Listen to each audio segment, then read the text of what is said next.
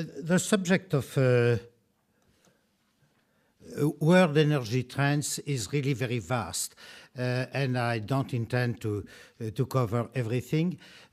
We are lucky because for about 10 years, not so long ago, we have annual reports, annual survey, which are very interesting and which can be a base for analysis. The one of the International Energy Agency in Paris, the one from the Energy Information Agency in Washington, some study from mostly oil and gas company.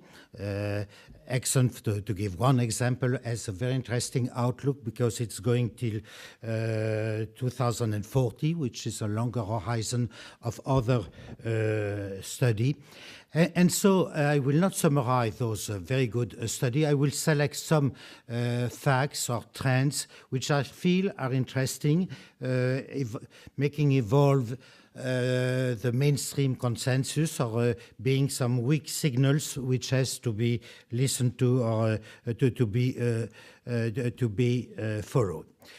To start the analysis, it's very common, of course, to start by demand.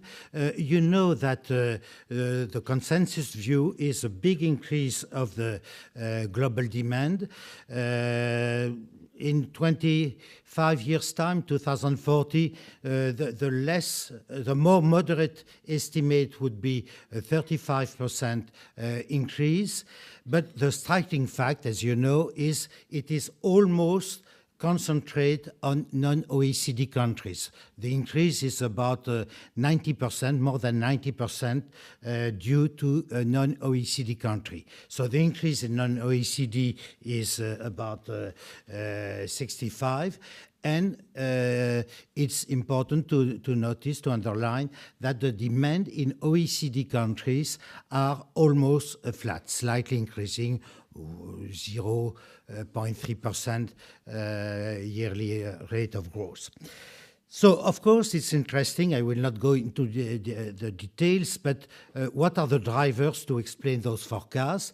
And it's known that population and economic growth will be mostly located in non-OECD countries. A key factor, not to be forgotten, is energy efficiency. And it has to be mentioned that if there were no progresses in energy efficiency, the increase would not be 35%, but double of the energy demand. So it's a key factor.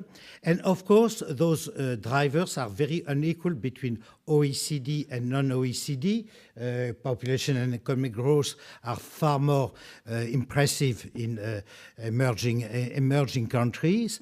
But on the other hand, energy efficiency, it has to be mentioned, is 3 times more important. The OECD countries are 3 times more efficient than compared to the non-OECD countries. For those of you who will be alive and well alive in 2040, that's a source of optimism, because it means that there is still room to progress for non-OECD countries. I want to address 2 issues, to comment, and is to say that going further than this global landscape, it's very important to follow and to analyze the economic growth and the profile of the economic growth in the next decades in the different countries. In terms of energy, a key issue is the future of China. Of course, you know the discussion about going to a new model, new economic model, more domestic demand, possibility to reduce the manufacturing share of the activities, and that is an activity which is very energy intensive. That's a key issue due to the size of the Chinese economy. That's a key issue for the energy balances in the coming decades. Four zones, I will not go into details, are also, to my view, very important to analyze, and again to analyze with the whole profile of next decade, the 20s, the 30s. Another key issue, I think, is energy intensity in OECD. As I mentioned, it's the key explanation for the result to have a demand which will be more or less flat. But what I want to underline is that it is not granted. The mainstream studies I mentioned are very optimistic about the progresses of the energy efficiency in OECD, but it has to be said that due to the crisis, due to lack of optimism and so on, a lot of requirements for these progresses, investment, regulation, new investment, may be lacking in the future. So it's, I would say, weak signal to be checked and followed. And in the studies, that was the explanation of a decline of some key components of the OECD energy demand for individual cars or for lodging. Going to the supply and more rapidly, it has to be repeated. It's not just because I'm coming from the oil and gas business, but it's the common view of all the experts that fossil fuels will remain dominant even in 2040.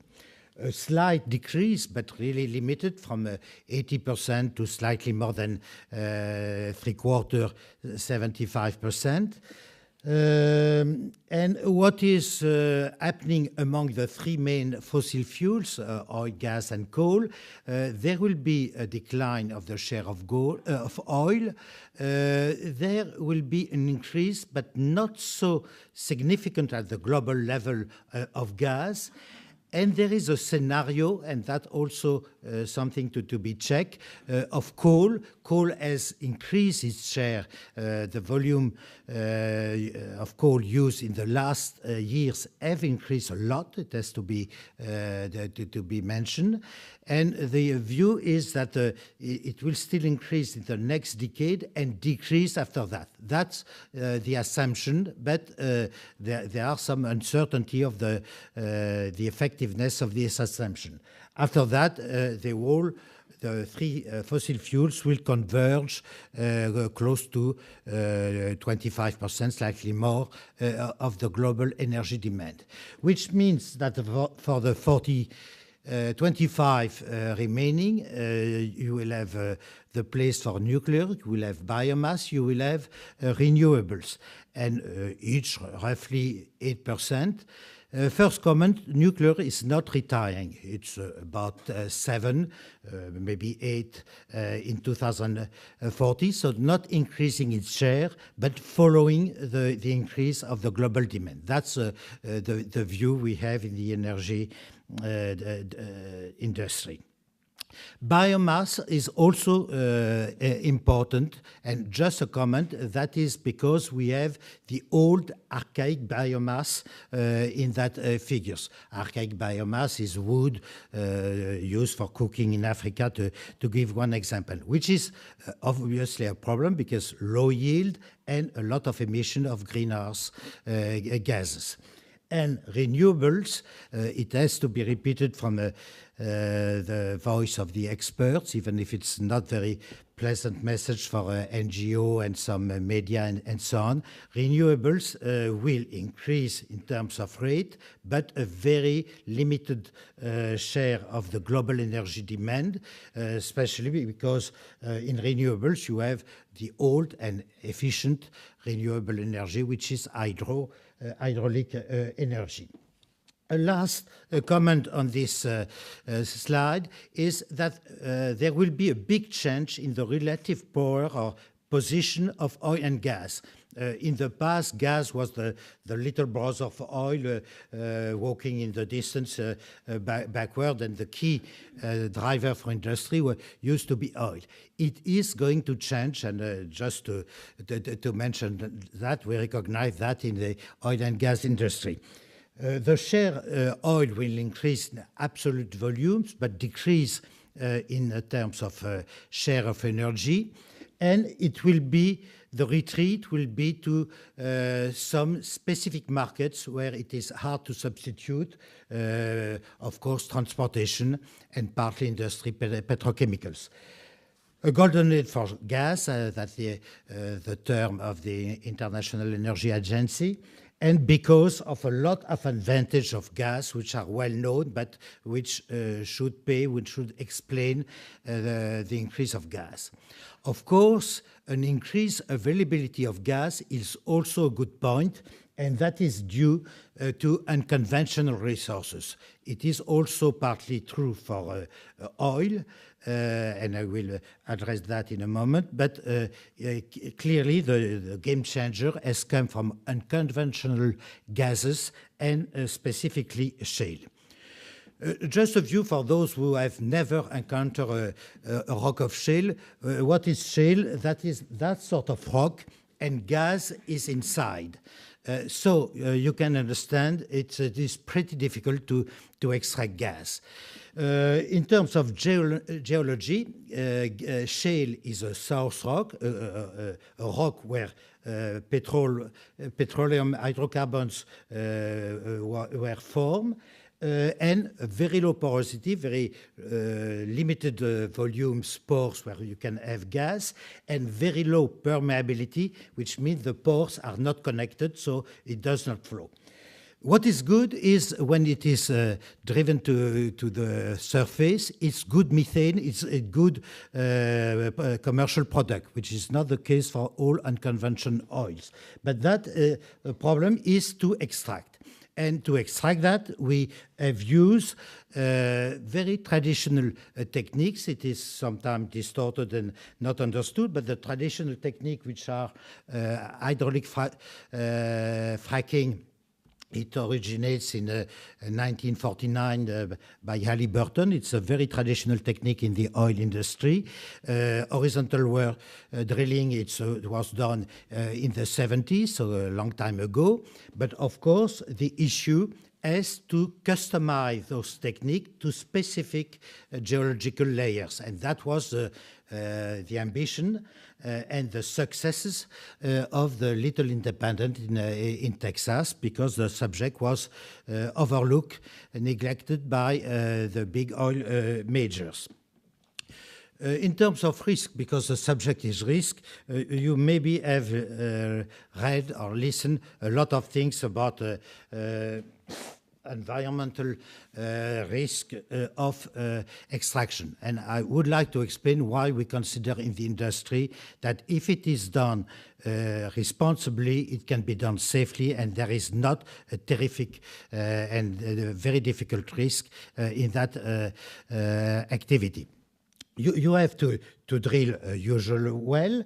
You pursue horizontally because the layer is horizontal.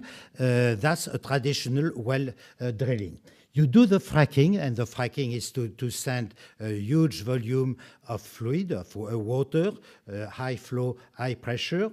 You have isolated a little segment in the horizontal part, 2 meters. You have perforated the tubing to have contact with the rock, and the water creates artificial fracks in the rock, 2 meters, 2 meters. And you have a small fissure, fractures, and you need some grain of sand to keep the cracks open. Otherwise, because of the pressure, it will close and production will disappear. You have about 10 to 12, 15 specific additives in limited quantity, which have definite use. So that's the game. So you need to drill, and the question is is that all the practices for safe drilling has to be applied. And the question which is sometimes mentioned about the aquifer is something every oil and gas well has to face. And since the beginning of the adventure of the oil industry, probably 5 million wells have been drilled and have crossed the aquifer. Just to say that to have good safety, integrity of the well, good cementing is key for the oil industry. Of course, you have sometimes failures, but really it's something which is part of the job of an oil industry. And it is not fracking. And just about 10 story of pollution in the United States in shale gas well is not due to fracking, but to poor integrity.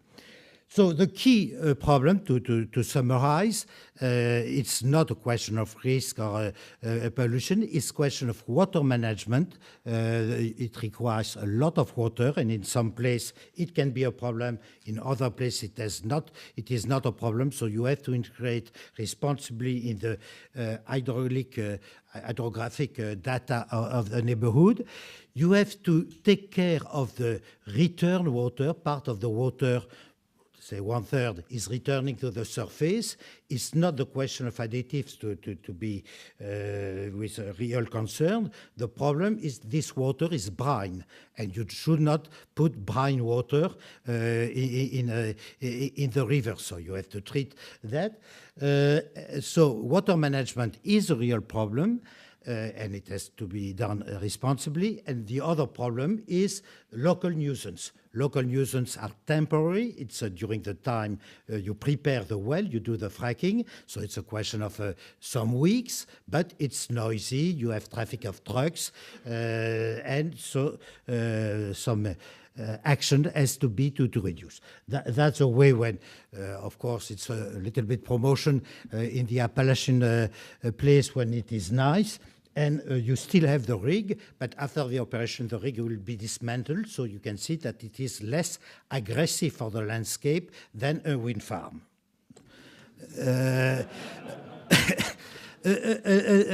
Last comment about unconventional resources, and I will be quick, but I just want to address geology to explain to you why in the industry you really have the feeling that it is a game changer. It's a game changer in terms of geology vision for the industry. Even if outside the United States, you have not significant production for the time being, and maybe for some period of time. It's a Copernican revolution, I would say. It's a little bit overemphasized, but it's a complete change with the way we were exploring hydrocarbon reserves for 150 years. In the old times, starting with late 19th century, we had the view that hydrocarbons were formed in a source rock due to the transformation of fossil, grass, wood, dead animals. They transform in kerosene and then to oil and then to gas. And we had the view that part of the petroleum, the hydrocarbons, migrate. It's lighter than water, density less than 1, so moving upward. And because of that, it was going to the surface. If at some time there was a reservoir closed by a lid, it could not go further, and so it concentrates in that sort of reservoir. And for 150 years, we have looked for this sort of scheme, looking for reservoir, hopefully good, to produce oil and gas, here gas, even if we knew that the petroleum was formed elsewhere, but we were not looking for those places. Now, because of the progress, we can produce hydrocarbons in the source rock. We have a complete changed view of the potential reserves. It's indicated with a triangle. You have far more potential in the source rock, and it was not a place we were exploring gas from the end of the 19th century, the 20th century. You have the three main conventional unconventional gas. Tight gas has migrated to a conventional reservoir, but very low porosity, and you need the fracking to get to produce it. And you have the two gas which are in the source rock. You have shale in those clay layer I mentioned, and you have in coal veins the coal bed methane, which is called coal seam gas in Australia. I just go very quickly to oil because you hear a lot on that. You have partly the same story, and you have a different part in the oil reserve. You have in the reservoir, so migration from the source rock to another place. You have tight oils, very low porosity in a conventional reservoir, but you have two other unconventional oils which were known before, tar sands in Canada or in Venezuela, or extra heavy oil. And those oil are very heavy, low API degree, and a lot of bitumen. So the curse, the problem is that even on the ground, they have to be upgraded to be treated in order to make commercial problems. And to be frank, you have very serious of an environmental problem in those resources, which is not the case with shale if it's done very well. And due to fracking, you have two new resources, tight oil in traditional reservoir, and shale oil in shales, which can be produced thanks to the progress of fracking. For gas, you need maybe 15 fracking in the horizontal well. For oil, it's not flowing so well, so you need 40. So you need to have good practice of multi-fracking. That's a progress. But what is done? Last comment, geology is important. You need good survey. You need to give some practice to see how it can be produced. But you have a lot of other constraints above the ground, which is the nature of the industry, the expertise, the equipment, the fiscal law, the legal law, public opinion. So it is just to explain why even if we consider that there is a lot of other resources, it's not very easy to replicate the American success. And maybe to conclude by some returning to some global issues. Climate, big change since the conference summit, and a lot of uncertainty and doubts. The UN process is not very efficient. It's very difficult to have monitoring of this process. Diplomats think they are scientists. Scientists think they are policymakers. Policymakers try to confuse their colleagues. So it's not very efficient. European policy is also a very different mood compared to 2008 at the time of the energy climate package, because it was a little bit naive to think that it could be an example for the rest of the world, and it appears that it was biased toward just a climate policy and not really an energy policy in terms of availability and competitiveness. Trends of the greenhouse gas emission. In those studies, there is a good news and bad news. The good news is that we see a stabilization, even with the progress of economic growth, a stabilization around 2035 in the 30s, but a stabilization at a very higher level compared to what was mentioned before. And of course, fossil fuels are a key subject in those emissions. And there are two big questions, I just mentioned them. The issue, the scenario for coal. Sometimes we expect that coal will gently retire from the energy mix. It's a question mark. It's not very sure because there are a lot of resources in coal. And the other big question for fossil fuel is capture and storage of carbon, which is a way to alleviate the impact of the use of fossil fuels. And very low progress in that direction, not basically for the technological reason, but for economic and logistic reason. Three questions I just mentioned, criticizing the European policy, which is a little bit too ecologist, too related to the environment issue. If you want to address both environment and energy, I think three big questions to be followed and to be discussed and to implement new policy on that. It's a question of the energy efficiency. It's really a key question, and especially in the short horizon, in the next 1 or 2 decades. Power generation, it should not be forgotten that it is the main outlet for primary energy. More than 50% of the primary energy is used to produce electricity. So it's really a key question, and it's increasing because electricity is increasing just about twice the rate of the global energy demand in industry and in residential.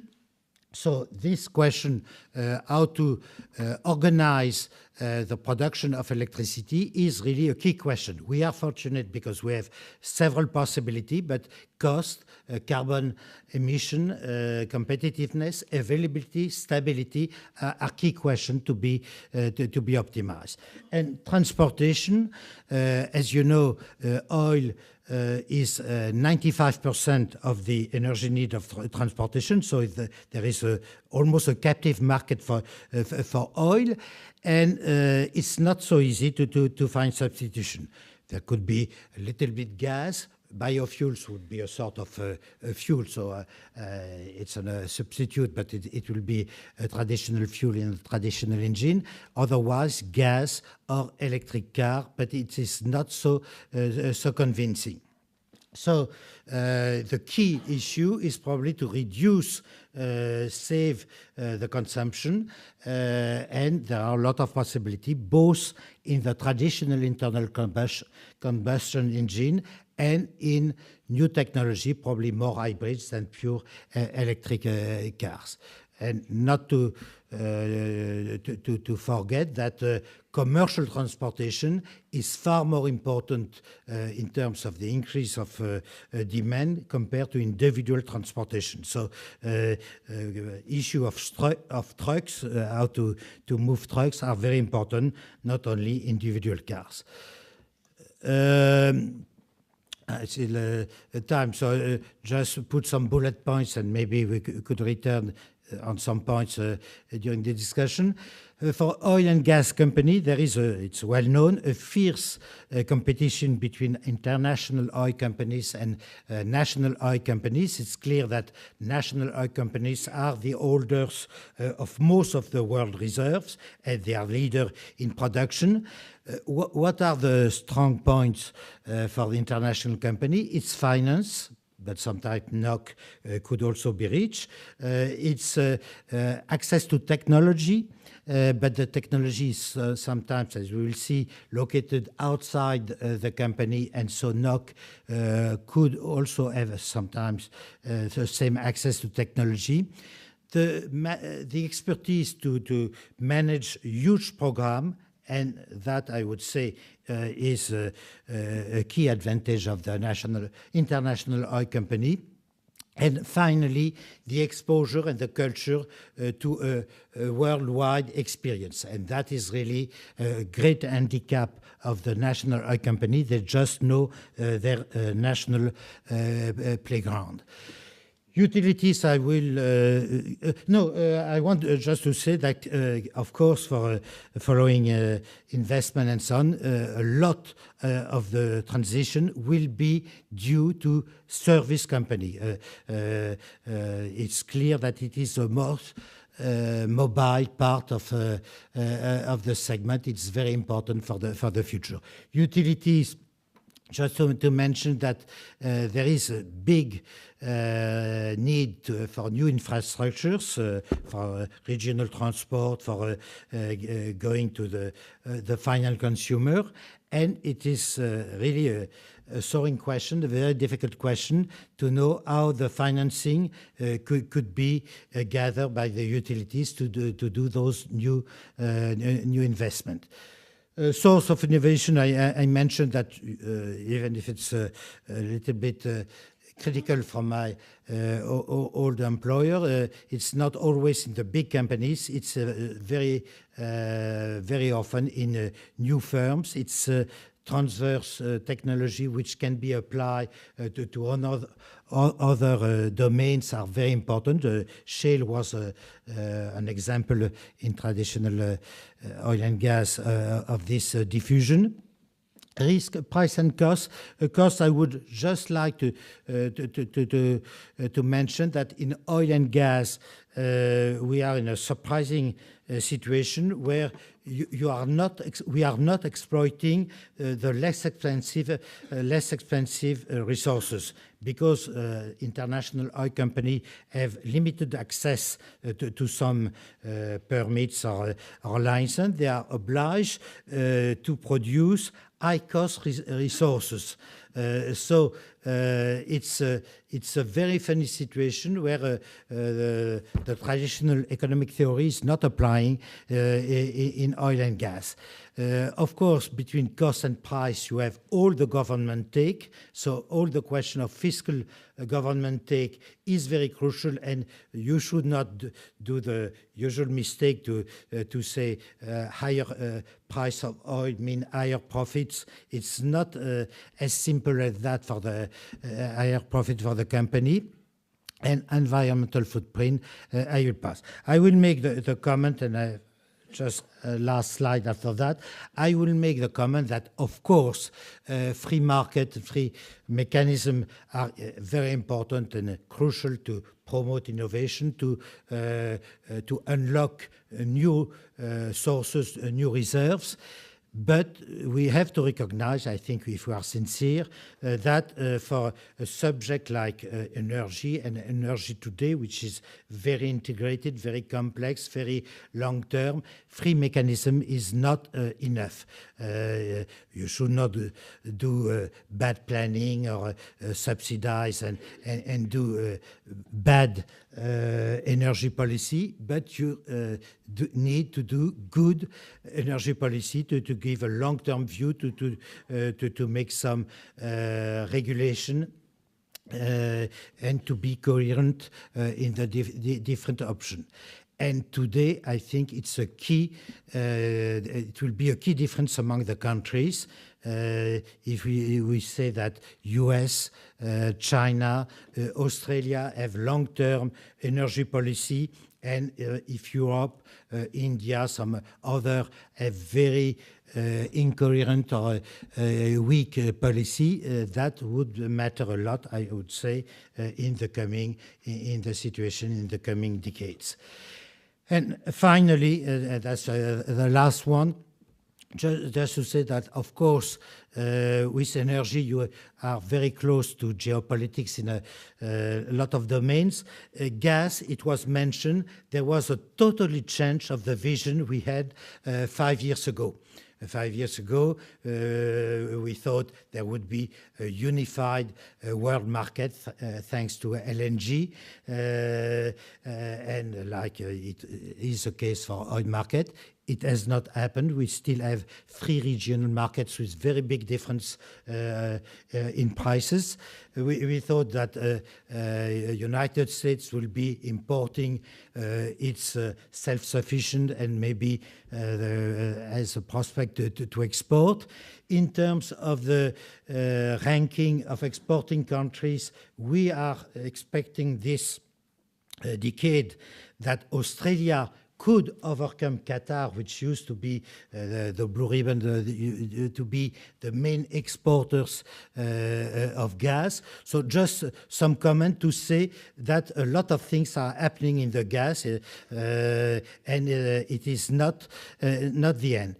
Oil, just to give a flavor of the also fierce competition to be number one. USA is going probably to be number one in terms of liquids, maybe not for all the next decades, but for the next decade. Russia is going to be probably number two before Saudi Arabia, just to indicate the big change we'll have.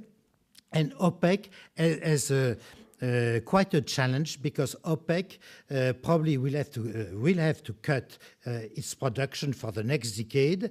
And not only Saudi Arabia, which is quite a challenge for the coherence of the OPEC, even if we see that in the further decade, in the 20s, OPEC will return because for the time being, tight oil and unconventional oil in the United States is maybe not a story as long as for shale gas.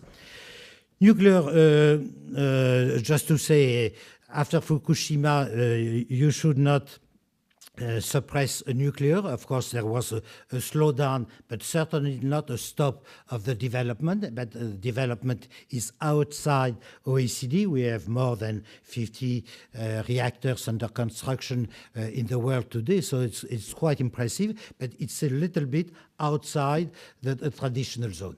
UK being a different case, France and Finland, but it's clear that we speak a lot about Germany and German policy, but it is not the usual approach in the world. New generation of reactors, which would be more safe, better yield, better use of the fossil fuels would be very interesting. And the last, really last comment I would like to make, I will be quick, is it's clear that in that context, in that story, with a lot of options, a lot of uncertainty, even if you have some trends which can be explained, the question is who will take advantage of the energy transition? It's very clear, it has been mentioned and can be confirmed, that for the coming years, and it's a new situation, US economy, because of the low cost of energy, because of the self-sufficiency, first in gas and reduction of the imports of oil, will benefit a lot. External balance, that is one of the macroeconomic deficits for the US, which can be alleviated. And employment, it's a question of sometimes people are saying 1.5 million. I have not checked the figures, but it's definitely a significant contribution. Europe is maybe a little bit biased and a little bit reduced view to say we should transform the economy, we should transform the energy system. Green activities, there is still a question mark. The jury is out. It is not to be said there is no possibility, but what is exactly the extent of the possibility. And certainly it should not be an excuse to treat and to invest and to promote in more traditional energy. We should do certainly at least to follow the two options. And of course, there is the Chinese actor. The Chinese actor is benefiting from the growth. It's easier to test new technology, new answer when you have a new installation to make the test. And with all the effort they have done in the education and engineers and so on, we should certainly not underestimate the Chinese actor. I'm sorry to have been slightly longer than I expected, but maybe in the round table we can do some more. Thank you very much, Bruno.